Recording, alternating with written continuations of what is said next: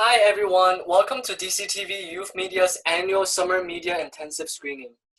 DCTV is a non-profit media arts center that has been a part of a community for filmmakers since 1972. We provide free youth media programs, hands-on adult workshops, low-cost equipment and space rentals, post-production services, and a nonfiction screening and event series. All under the same roof as our award-winning documentary production house. If you've ever been to one of our live screenings before, you know that we would all be in the heart of Chinatown, New York at the DCTV Firehouse. But due to the current circumstances, we decided to come to you. Even though we can't see you, we definitely feel your presence and hope these films are a reminder that we are all interconnected. This evening, we will take you across the city and around the world, all while maintaining social distancing. You will take a look through our looking glass as we share our perspectives on the many experiences shaping our lives in our world today.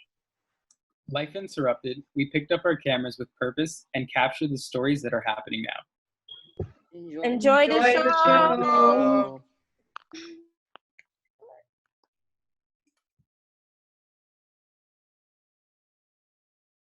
Hi, my name is Isabella Koso and I joined DCTV because I wanted to explore in making movies and telling my story through filmmaking. COVID-19 has been the main distraction for this current generation. This story focuses on a 12-year-old girl stuck in between the coronavirus pandemic and her experience going through it. My name is Christabel Namanso Okuso. My experience since COVID-19 started has been interesting and at the same time stressful, because even though I feel stressed about my work and stuff and me doing it alone and I don't understand, I actually feel relaxed at home more than me being at school. I'd say the teachers are doing a really good job paying attention to us and paying attention to the kids, but like they actually focus on the whole class instead of like the individual, which I'll say it's not a bad thing, because like I'll say no one is being selfish or we are not getting any special treatment. I'll say that it's actually a good thing that they're thinking of they're thinking of a whole group. But sometimes like as for me, I need someone to explain something more to me. Before the coronavirus started, we had like after school activities. Like for example, I had dance classes, which was kind of helpful because it kind of burns off fat and oil and stuff off. So it's basically like exercise. I actually want to go to school, speak to my friends, and really understand the work that we're doing actually well. So I thought coronavirus was just that kind of sickness that just comes and then it goes away, like in a month or two. I want to go back to school, but it's not what like if we didn't have to do any work, if the work was not that important, I would be like, let's just stay home and stuff. But if like we're talking about like my grades, I do want to go back to school. I feel like we have to go back to school. People are dying and I'm supposed to be sad and stuff. I'm actually happy that I'm not one of the people who are dead or have been through the or have encountered coronavirus. And yeah, I feel bad and I feel sad that people have died. At the same time, I'm grateful to God for me being alive.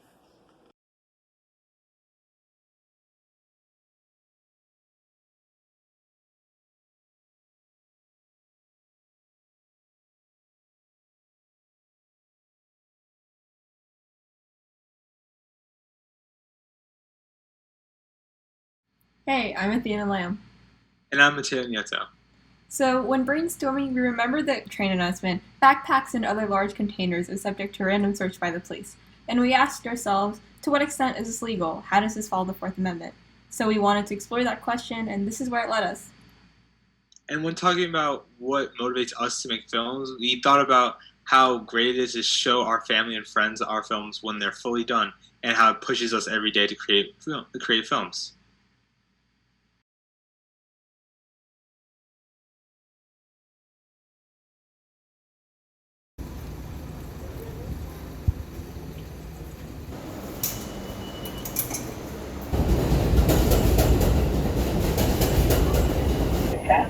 And other large containers subject to random search by the police.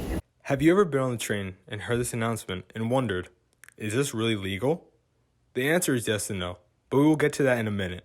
First, we need to get to the Fourth Amendment. It all begins here.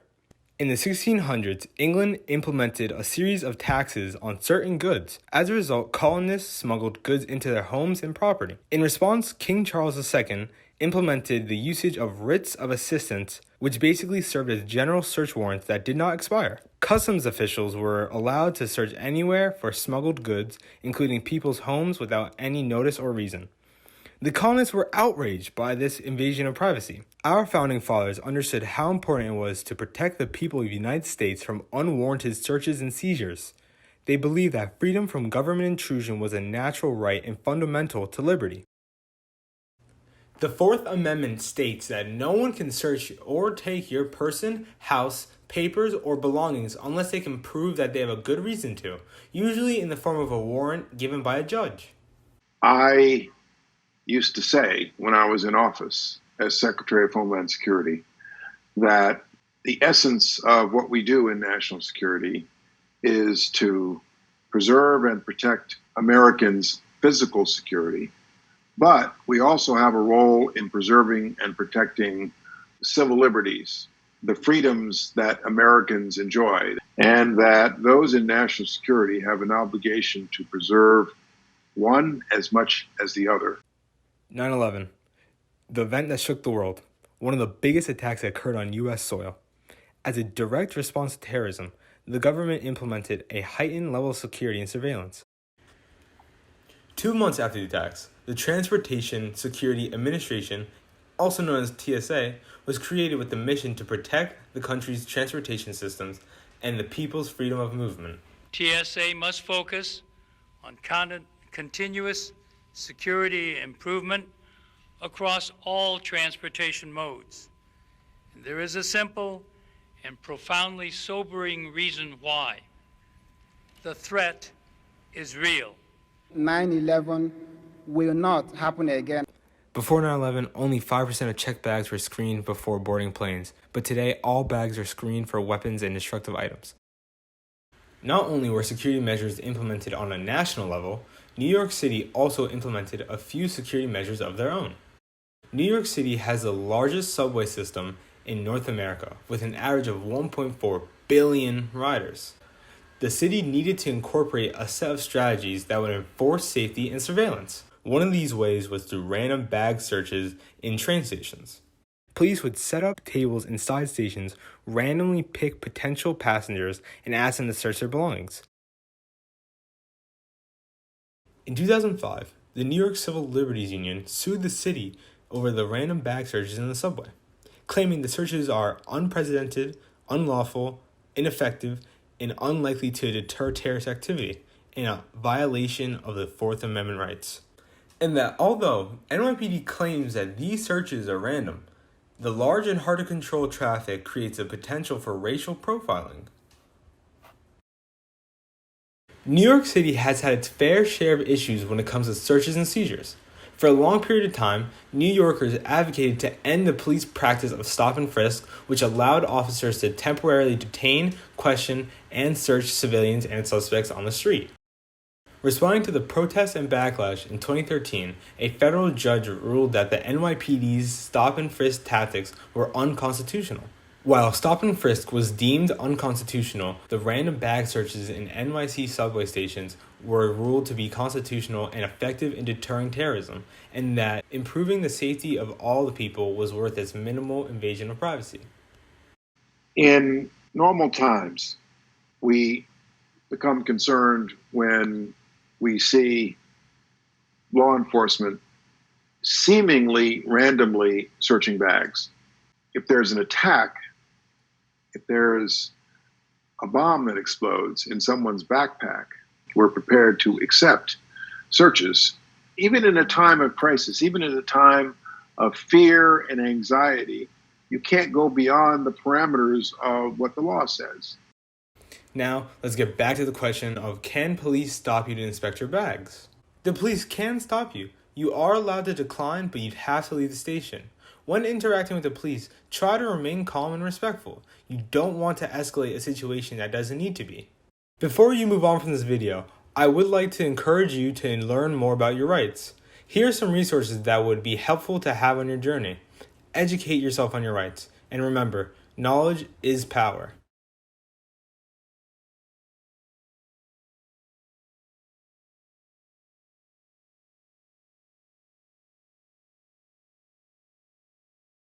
Hi, my name is Kristen Liu. I joined DCTV this year in order to motivate myself into making a film this summer, and I'm also very interested in the current events and how that has shaped my identity as an Asian American.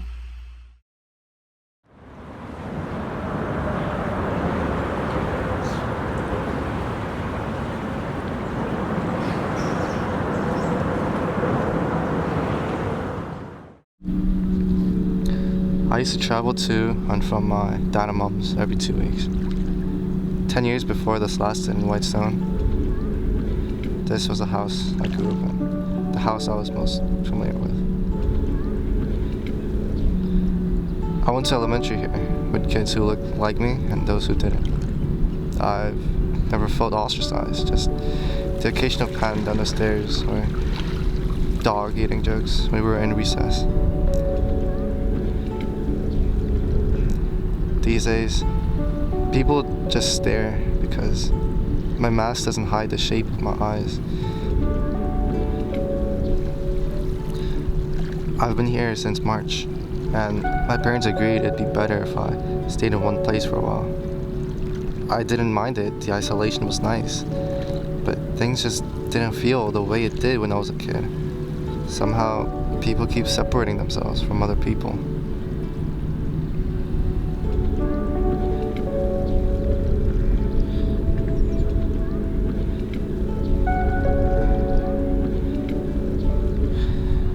My parents agreed to let me live in Chinatown for the summer. It's been months since I heard the loud subway tracks, the automated voice telling me I was at Grand Street. It felt as if it was waiting for me. The only difference was the fabric on the people's eyes. The same old busy streets and vendors, though. Even the linear decline of people speaking Cantonese was consistent. Weekends during elementary school consisted of eating Kanji Village, getting my hair cut, and learning Mandarin at the free Chinese school on Hester Street. Somehow, I spent less of my life here, but I feel it much more now.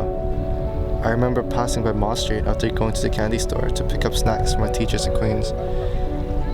My parents waited for me at my grandpa's apartment before our monthly family dinners. I was walking aimlessly around the new buildings surrounding tenement homes.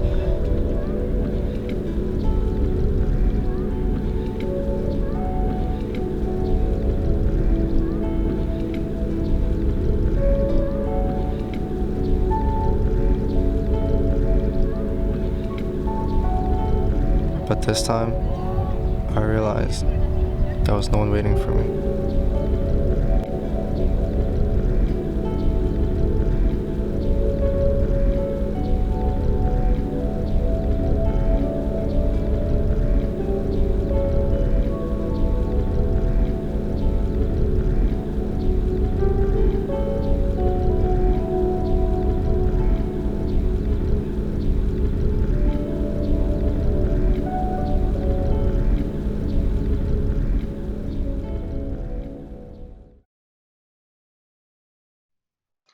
Hey there, we're the Reelers. And last year we made a movie with DCTV about the issues of race and marijuana in the justice system. As aspiring filmmakers, we were honored to be given another opportunity to make another film together. We came into this film wanting to hone our skills as filmmakers and create a story that we're passionate about. Thank you, and enjoy our film.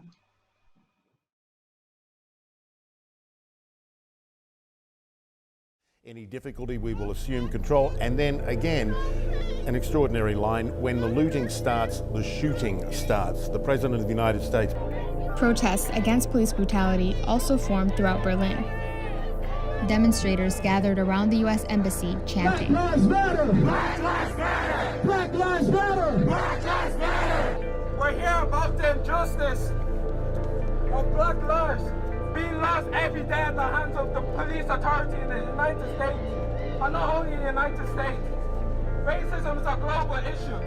Take your knee off our necks! Take your knee off our necks! Take your knee off our necks! Take your knee off our necks! Take your knee off our necks!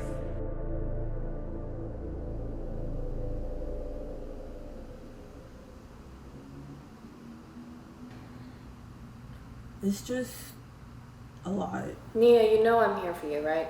Like anything you need, day or night, I'm here for you. I'm okay for right now, but when the time does come, I will need that support that you keep offering. We need more people like you. Yeah, you know, I'm just trying to support everybody right now, especially with all this shit that's going on. You know, I'm surprised you're doing so well. A black man died today. My people have been dying every day since I was born. They existed even without a hashtag attached to their name. Yeah, you're totally right. The hashtags are so great. Are you gonna post something today? I've already posted like 3 things. Why do you expect me to post so much? I mean, what's wrong with that? Like, social media helps a ton. Ever since COVID, I've actually had time to invest in other people's causes, and I think I've made a huge impact. Well, since you have the time, are you free this Saturday at 8? Yeah, probably. Why? Someone invited me to a candlelight vigil for the victims of police brutality. You want to come? Definitely. I wouldn't miss it for the world. Hi, welcome to my IG Live. My name is Ella Miller. I'm using this page as a place to discuss what is happening in our world. Obviously, COVID is happening. Obviously, there's a global pandemic, but also, and more importantly, we're talking about police brutality here. And I just am completely outraged that this is happening in our country. It's unbelievable, and it has to end. So, for it to end, I need all of you to be voting in the election in November, okay? So that we can end police brutality once and for all. You heard me. Until then, my friend Nia has invited me to a vigil tonight, and I'm gonna be there. I expect all of you to be there.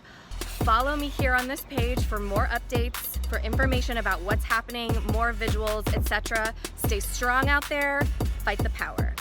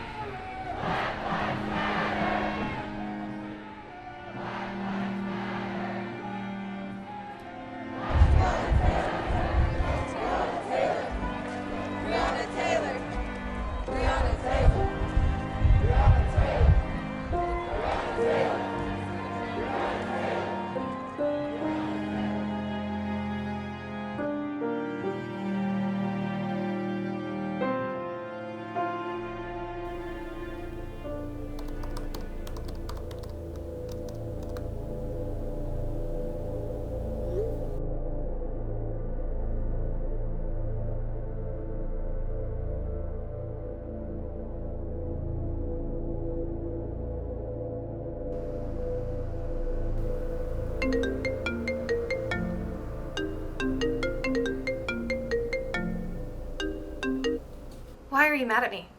I thought I told you I was worried about getting sick.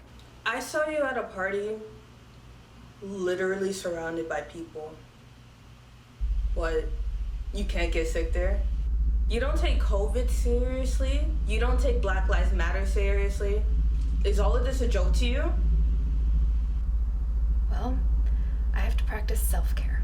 Just because things are bad doesn't mean we have to be angry all the time. You don't get it. You really don't get it.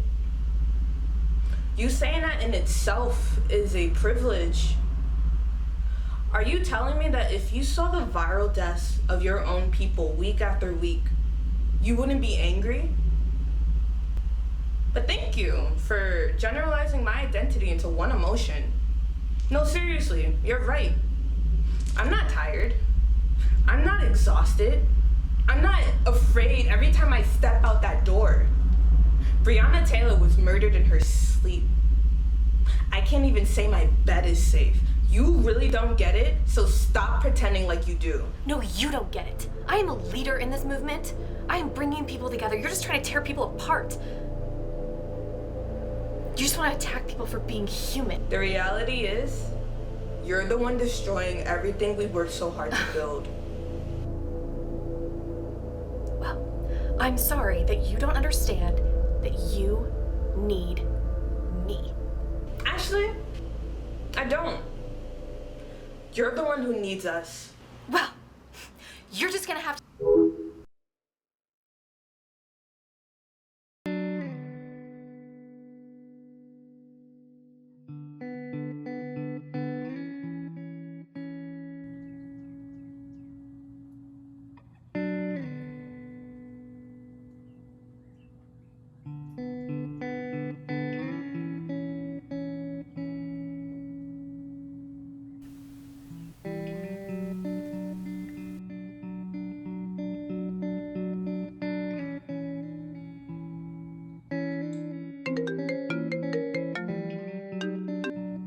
Hello? Is everything alright? Well, there is this one thing about this girl, Ella.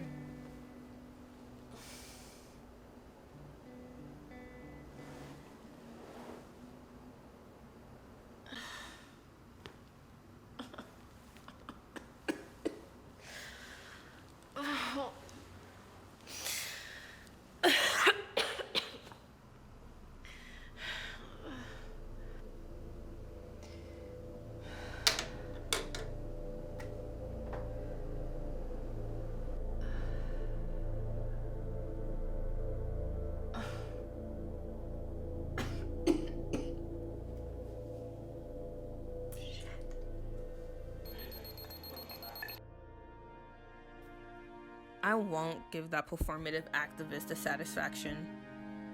She could have taken action. She could have listened to my words or tried to imagine life through my eyes. Instead, she used my pain as a disguise. Never mind. At least she taught me that true allies are one of a kind.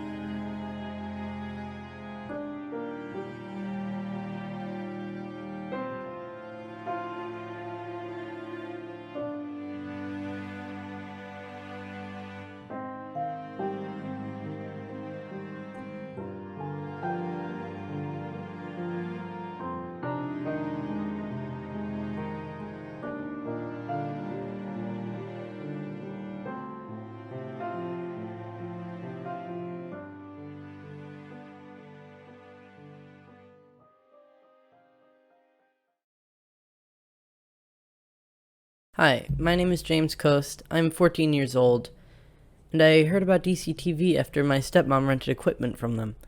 I was inspired to make this film after I noticed how people just walk by these lots. They don't even notice them. And I wanted to show that they exist. I wanted to show the beauty of them. That's why I made this film. I hope you enjoy.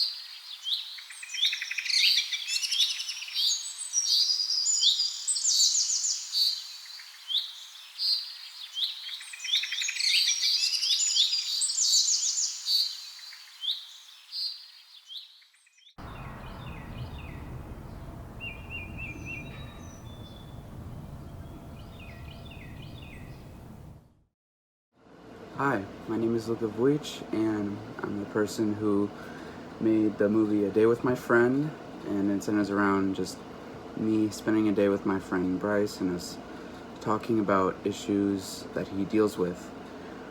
What inspired me to make this movie was just, we talk a lot because we're very close friends, and he often tells me about the bad experiences that he goes through with him being trans. So it inspired me to make a movie about it.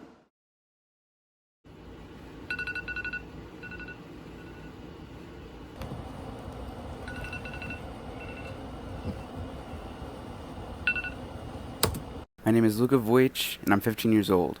I've known Bryce for around 3 years now, and we've been close friends ever since. We have many things in common, such as music taste, TV taste, and a lack of taste for dairy products. Him being trans has always been an afterthought for me, so now I want my film to put that into the forefront. My name is Bryce Stovall. Recording you. For the B-roll? Yeah.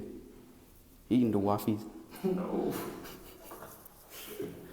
I'm 15 years old. I identify as a trans male. I've been on testosterone for 13 months. Ah!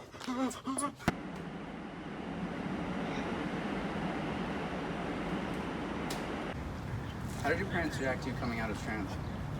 When I told my mom, she accepted me and supported me immediately because she was pretty well educated on the subject. And when I told my dad, he wasn't really accepting or supportive because he wasn't really understanding when it came to what it meant being trans.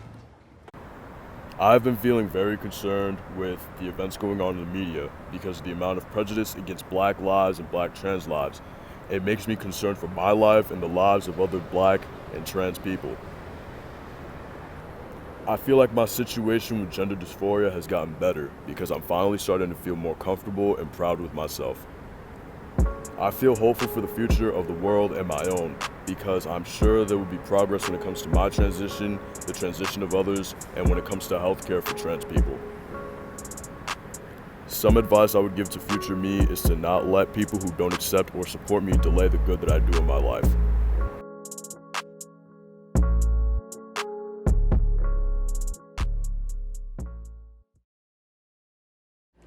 Hello everybody, my name is Daniel Bergen, and I decided to join DCTV because I feel that with all the creativity and imagination in your head, film is a good way to bring it out and bring it to reality.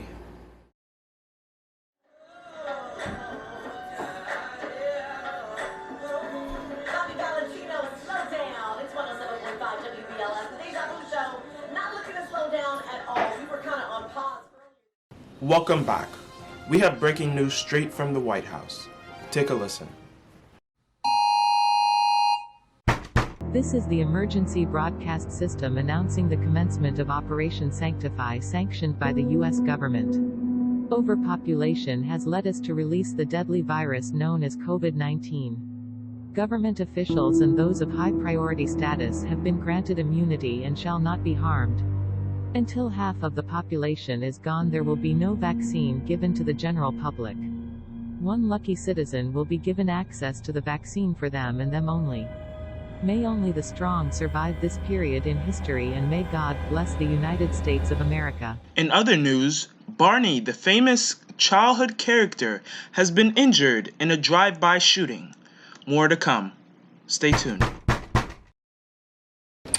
Hey, what's going on, Marcus? How you doing? Cool, man. What's Right, happening? good, good. What brings you back? Hey, just checking in. Oh, Can I come in? Not at all, man. Come Okay. in. So, you saw the news? Yeah, of course. It's crazy, man. Yeah. Definitely. Here's the thing, man. Serious. I saw the package on the step, man. So it's sitting there, and I saw the truck, as a matter of fact, when it pulled away. And I said, it says CDC on the truck. And I said, wow. So come check you out. CDC, yeah, of course. So Hey, listen, in this crazy world, what's going on nowadays, man, that could only mean one thing, brother. Yo, you really doing that, man? Oh, man, you really doing that? Man. The one inevitable thing that stands in the way of constant human happiness is death. The fear of never knowing when the moment may strike and you may leave this earth looms over the happiness we so desperately want to enjoy.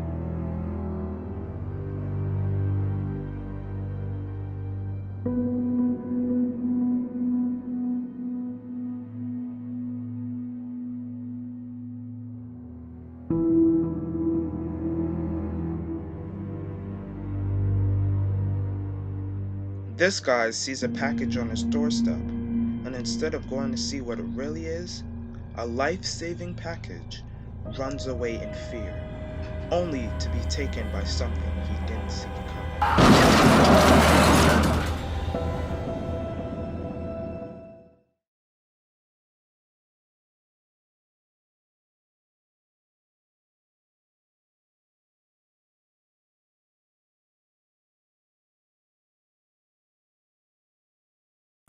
Hello, my name is Ross McGinley. I joined this program because I love movies and video editing, and this seemed like something fun to do over the summer. A Sunday in the park for families and friends in Paris, with some groups dropping social distancing, but others a warning of an increase in the number of infections in the Paris region, where 30 hotspots have been detected, 10 of which are in the capital. My name is Nello Giuliani, and I'm from Nice, France. Basically, what happened a couple weeks ago in the center of Nice is the mayor decided to invite a professional DJ to play for everybody in Nice. A DJ? To hear. Yeah, professional DJ. And basically, there was a crowd of like 10 to 15,000 people just dancing, no masks, no social distancing, etc. It's actually pretty ironic that the mayor organized this whole DJ type concert, because early on in the coronavirus outbreak, when everybody was quarantining, basically what he would do was, because Nice is right next to the ocean, he would get the local police to fly drones out over the entire beach to scan if anybody was on the beach or swimming on the beach. Yeah, so he would, and anybody they saw would get fined, basically. Lockdown has definitely shown, demonstrated a couple things about the government, especially in France. I think it's shown that the government prioritizes how they're viewed upon in the world. Like they care more about the numbers and how they look on a chart than the actual deaths of people that are happening in the country. So they just want to look good in comparison to other countries. And that's definitely happening in France and in the US. Definitely the US. Alabama started its reopening on May 1st. Since then, COVID-19 case numbers have been climbing, hitting a new daily high earlier this week. I'm Braxton McMurphy. I'm from Mobile, Alabama. By the way, I'm not going to be taking physical school. I'm going to be taking online classes because a lot of the people at my school, I had to go up there to finish something this week. And while I was up there, everybody besides the teachers weren't wearing masks, and it was like a cheer camp. There were like hundreds of people in this one gymnasium. I maybe saw 3 masks, and that just horrified me. They had been refusing to wear masks. They would just not do it because they said that it was their right to not have to wear a mask. But right when Trump came out wearing that mask in that one picture at that conference, and he was talking about wearing masks and how it's patriotic, they immediately started wearing masks. So I think it's really dumb, but for some reason wearing a mask has become a political view, and that shouldn't be the case. It should just be something that people do to keep everybody safe. Yeah, I completely agree.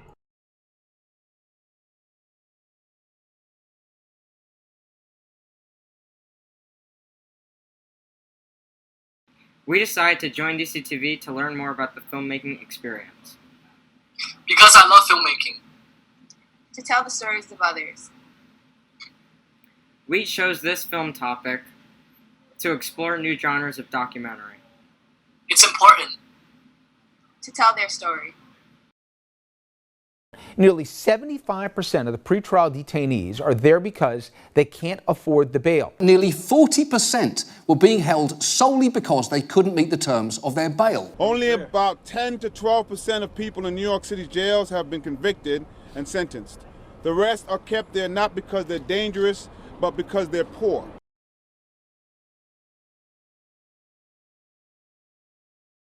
Currently, in America, around 500,000 people are sitting in jail because they can't afford their bail. We're told that we're innocent until proven guilty, but if you're a poor person, that law doesn't apply. Defendants often have to make the decision between paying money they don't have or giving up their freedom. This is the cash bail system. Most jurisdictions in the country operate a cash bail system, in which the court determines an amount of money that a person has to pay in order to secure their release from jail. The cash amount serves as a collateral to ensure that the defendant appears in court for their trial. As the wealth gap between the rich and the poor seemingly grow with each passing year, the word excessive becomes more subjective. The term bail started during the Anglo-Saxon period, and at the time it was originally created in order to settle disputes in a peaceful manner. In 1791, the Founding Fathers included the bail system in the Eighth Amendment. The Eighth Amendment says that excessive bail shall not be required, nor excessive fines imposed, nor cruel and unusual punishments inflicted. Currently in the United States, there is an issue with overcrowded jails. Jails are overflowed with people awaiting trial. While in jail, they are often subject to violent attacks. In some cases, these individuals remain in jail for minor offenses. Waiting for trial can take weeks or sometimes months. As a result, people end up losing their job and custody of their kids. Alaska and New Jersey have gotten rid of a majority cash bail system and started using the algorithms also known as risk assessments to decide whether a defendant should be released pre-trial. The algorithms go by a set of questions that analyzes the person's background. This includes race, then creates a score to determine the likelihood of if they'll commit a crime if released. But recent implications of these risk assessments has proved to be racially biased. Additionally, black defendants were falsely flagged high risk twice the rate as white people, whereas white defendants were mislabeled as low risk more than black defendants.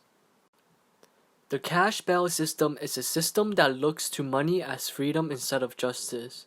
It is unfair because it only benefits the wealthy and continues to keep the poor in jail for crimes that they have not yet been tried for. Although some states have tried to get rid of the cash bail system with algorithms, these algorithms prove to be racially biased. The judicial system doesn't serve justice, instead it neglects it, leaving many people unable to afford their freedom. We would like to honor some of the people who have been failed by the cash bail system.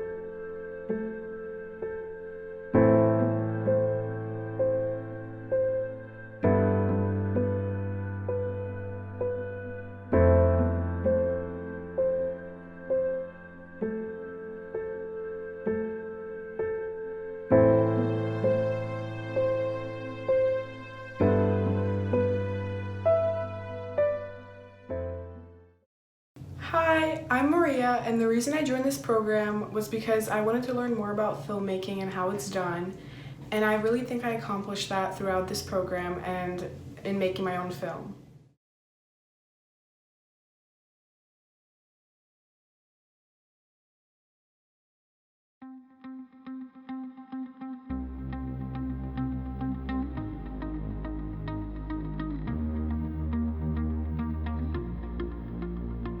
come together and for the most part are wearing masks and social distancing. So I have hope just in like our own community. I was going to say the exact same thing. Like, I think everybody, for the most part, that I've seen in the neighborhood has been, like, really respectful and understanding, and, like, everybody's been really cooperative, I think, with, like, you know, how we've changed.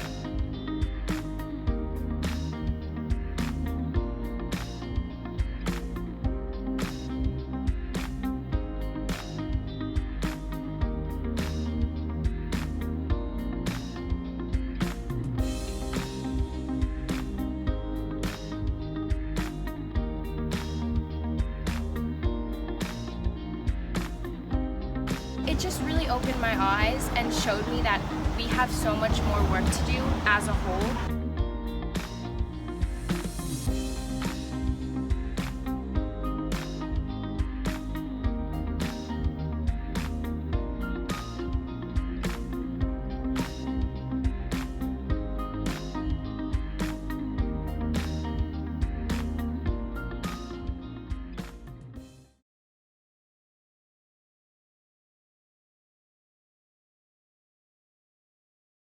Hello, my name is Jessica, and my film How We Grow is really personal for me because I was diagnosed with thrombocytopenia, an autoimmune disease, a few years ago, and producing this film has helped me shift through what has happened by making everything more tangible.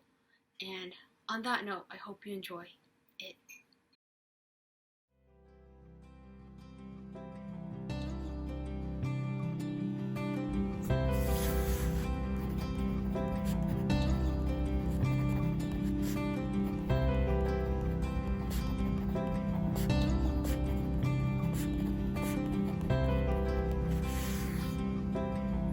Because this is how we grow. A baby's fist uncurls into trust. And look at that.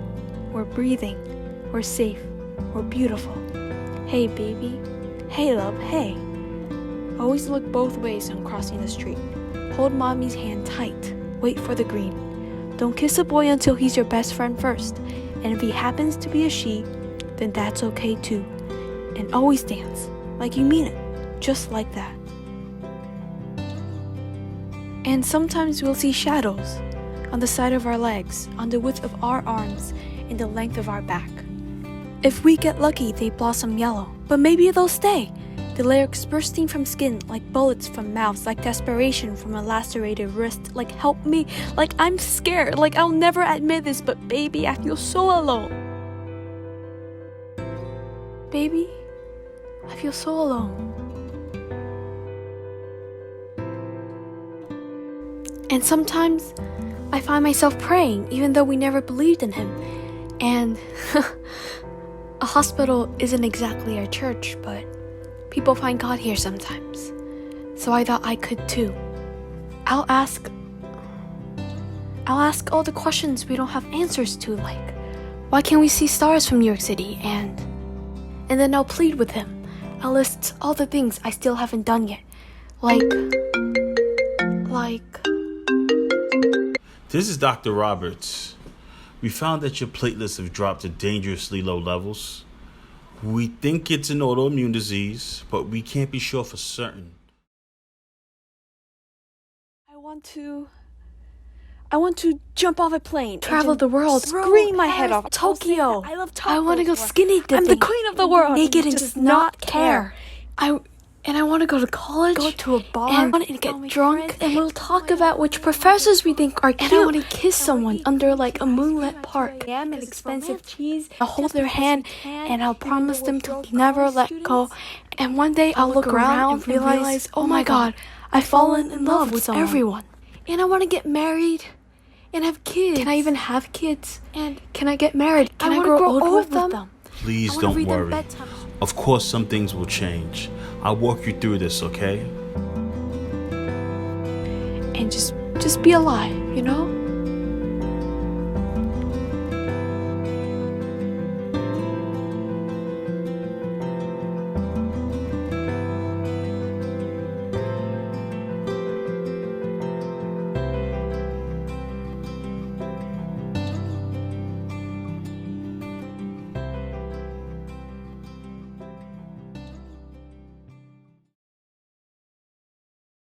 Hi, I'm Michelle. I'm 17 years old and I joined DCTV because I want to interact with people who have the same interests in cinematography and are ready to learn more about the film industry.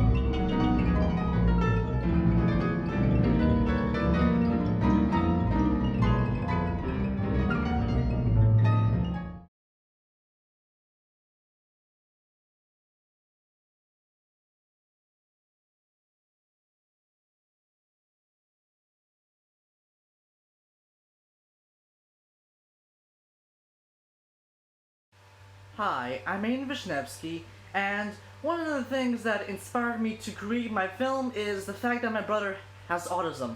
You see, my film is about my brother's experience with online school. This is my little brother Elliot, and he is one of the people whom I'm closest to.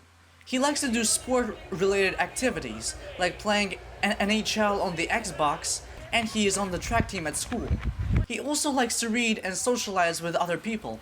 Recently, however, his life was turned upside down when he was transferred to online school because of quarantine.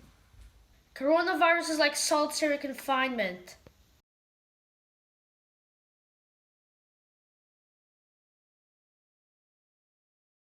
I'm Elliot's mom, and I think that Elliot had a very difficult time with online schooling because he is on the autistic spectrum.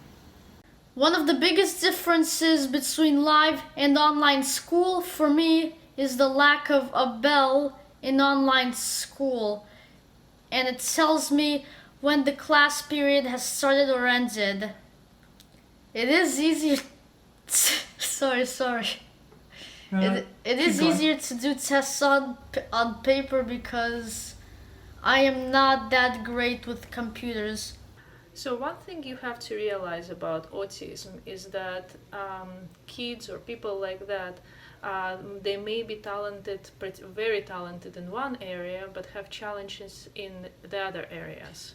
So Elliot's talent is in remembering facts in literature and history, but at the same time, it's difficult for him to grasp the technology. I learned more in live school than online school. To understand information, I need to hear it in person, not behind a computer screen. I have a lot of problems understanding technology. Sometimes I could not find my homework or I could not log into my Zoom classes. When I had such problems, I would tend to get frustrated and sometimes overreact a bit. I really missed my friends during quarantine, especially because most of them are people who I see in the hallways, not in my classes. As a result, not all of my friends were in my Zoom classes. I think that for kids with autism, live school is better than online school. Recently, however, things started going upwards for Elliot because he is in summer school, and the school administration started allowing the students to attend school in person. My favorite thing in summer school is going outside and playing. Like what games? I don't know, kickball or tag, maybe. He is happier now because he gets to see his friends and interact with them on a daily basis. In addition to that, he seems to be learning things better than when he did online, showing that online school is not meant for kids with autism.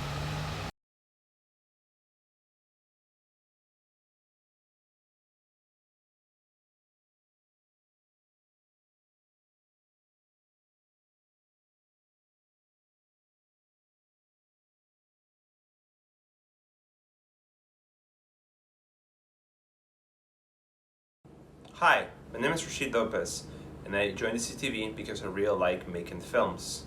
I made this film because I want to explore in the area of experimental narratives, specifically on the genre of horror.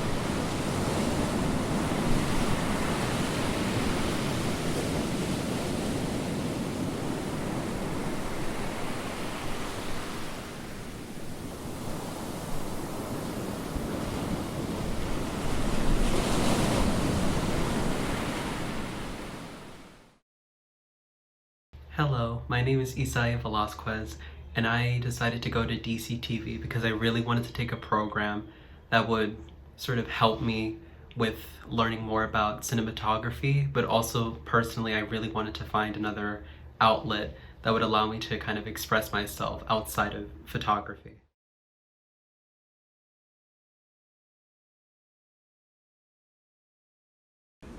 When you think about it, traditionally, right? You have mom, dad, you have kids. Dad is the one who provides, mom is the nurturer, and the kids, we just do what we do.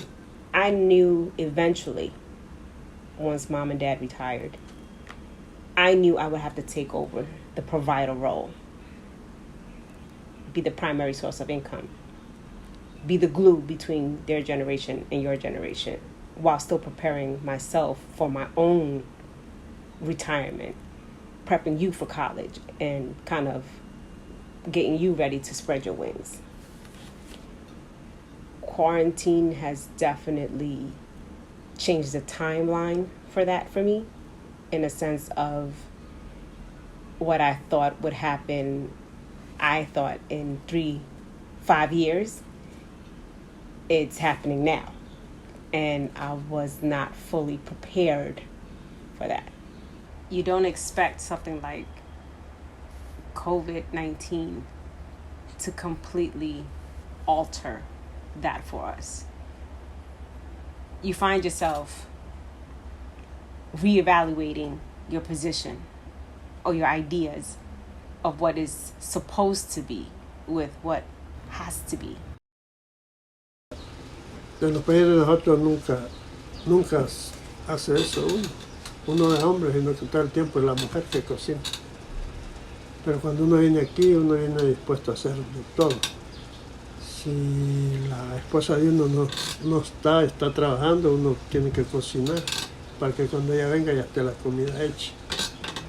Y así, a mí no me afectó eso de cocinar. Pongo mi musiquita allí para oírla de vez en cuando, para distraerme, porque me preocupo mucho. Y no es por nada, pero yo todos los días le pido a la Virgen de Guadalupe por los 4 de nosotros. Gracias a Dios estamos bien. ¿Qué me hace sentir? Miedo, miedo. Me hace sentir que eso no es vida. Ahí está difícil. Porque, bueno, yo pienso pues todo lo que está haciendo él.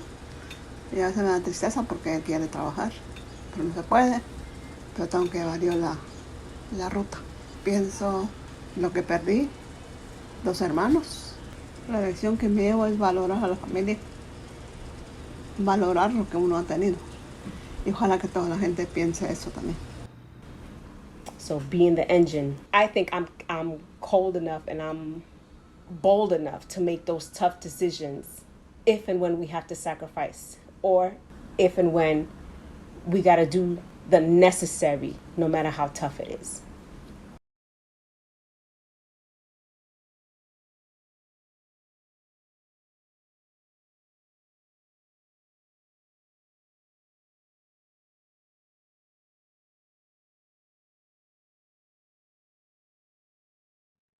Hi, my name is Liam Schoenholt. I joined DCTV because I always wanted to make films. DCTV was a way for me to learn how to make these films and express myself in that creative medium, which I've always wanted to do.